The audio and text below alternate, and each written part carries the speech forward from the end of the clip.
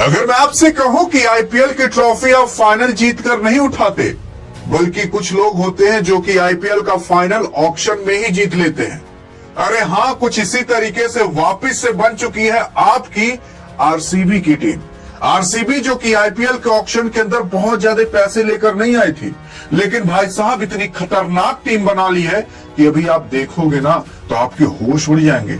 आप कहोगे कि अरे यार, अगर इतने कम दाम में इतने खतरनाक प्लेयर को ले ली, तब तो भाई साहब इस बार तो आरसीबी से लड़ना भाई साहब जान जाइए 100 शेरों से लड़ने के बराबर हो जाएगा।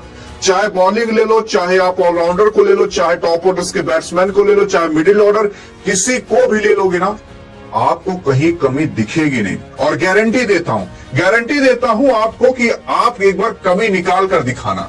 अगर निकाल लिए तो भाई साहब आपको मान लिया जाएगा कि आप क्रिकेट की ज्ञानी हो। देखो, सबसे पहली चीज यहां पर इस बार तो आपके वेंकटेश अय्यर, जो कि इससे पहले केकेआर के अंदर रहा करते थे, तो वो 23.75 करोड़ में गए थे, लेकिन इस बार ये 7 करोड़ के अंदर आ चुके हैं आपके आरसीबी में। अब वेंकटेश अय्यर जब केकेआर के अंदर थे तो कुछ खास परफॉर्मेंस वैसा तो नहीं दिखा पाए थे, किसी मुकाबले में चले किसी में नहीं, बल्कि ये केकेआर के अंदर सबसे मोस्ट मतलब महंगे प्लेयर भी थे, लेकिन तब भी इतना खराब परफॉर्मेंस की कि इनको ड्रॉप करना पड़ा। बहरहाल देखो, सबका वही सेम टाइम नहीं चलता, क्या पता इनका भी टाइम बदले और ये भी अच्छा खासा परफॉर्मेंस करें। बेस प्राइस इनका 2 करोड़ था और 7 करोड़ के अंदर इनको आरसीबी ने खरीद लिया। अब चलेंगे कि नहीं, चलिए इनकी बात छोड़ते हैं, भविष्य तो कोई भी नहीं देख सकता, लेकिन एक बार टीम को देखकर ये अनुमान लगाते हैं कि आखिरकार कितनी खतरनाक टीम है आपकी आरसीबी की। देखो, सबसे पहली चीज हम एक बार गौर करते हैं, क्योंकि बहुत से लोग कह रहे थे कि अरे यार, एक आध दो बॉलर को छोड़ दो तो आरसीबी में कोई बॉलर ही नहीं है।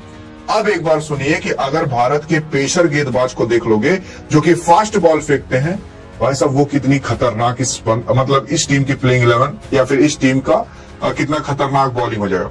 सबसे पहले ऑस्ट्रेलिया की जॉस हेजलवुड। भाई साहब, जॉस हेजलवुड के सामने तो एक समय तो ऐसा था कि रोहित शर्मा भी यार एक बार चकमा खा जाते थे, बॉल कहां से आ रही कहां जा रही है, वो बात की बात है। फिर उसके बाद रोहित शर्मा ने खूब धोया, लेकिन अगर आप यहां पर देखने की कोशिश करोगे तो जॉस हेजलवुड भाई साहब चाहे डेप्थ ओवर में करा लो, चाहे जहां करा लो, ये बंदा अच्छी गेंदबाजी कर लेता है, इसमें कोई भी दो राय नहीं है। ऑस्ट्रेलिया में अगर आप देखोगे तो मिचेल स्टार्क के बाद आपके जॉस हेजलवुड का ही नाम लिया जाता है।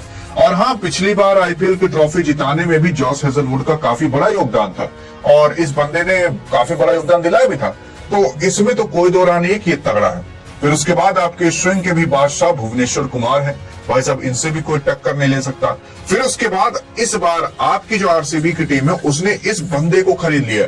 ये बंदा न्यूजीलैंड से बिलोंग करता है और इसका नाम जेकब डूफी है।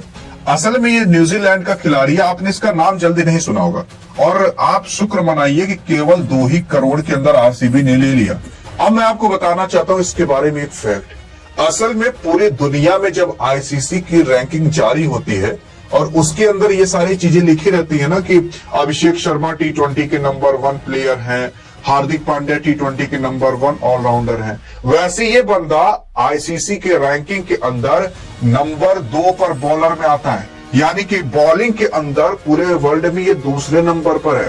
तो आप खुद सोचिए कि अगर आपको नंबर 1 या नंबर 2 वाला पूरी दुनिया में जो नंबर 1 या नंबर 2 पर है, अगर वो आपको 2 करोड़ में मिल जाए, क्या आप लोगे नहीं? एक आईपीएल की टीम होकर तो भाई साहब आराम से ले लेंगे। तो अब आपकी आरसीबी की जो बॉलिंग है भाई साहब, ये 3 खतरनाक बॉलर होंगे। उसी के साथ साथ कोई और नहीं बल्कि मंगेश यादव को भी ले लिया गया है। और हाँ, यश दयाल तो है, मतलब ये अब देख लो इतनी खतरनाक बन चुकी है, इतनी खतरनाक अब बॉलिंग रहेगी भाई साहब। चलिए सबको छोड़िए, ये 3 जो है ना, ये 3 का तो कोई टक्कर ही नहीं है, कोई नहीं है टक्कर भाई साहब। फिर उसके बाद अब फास्ट बॉलिंग में तो ये 3 ही संभाल लेंगे। 3 क्या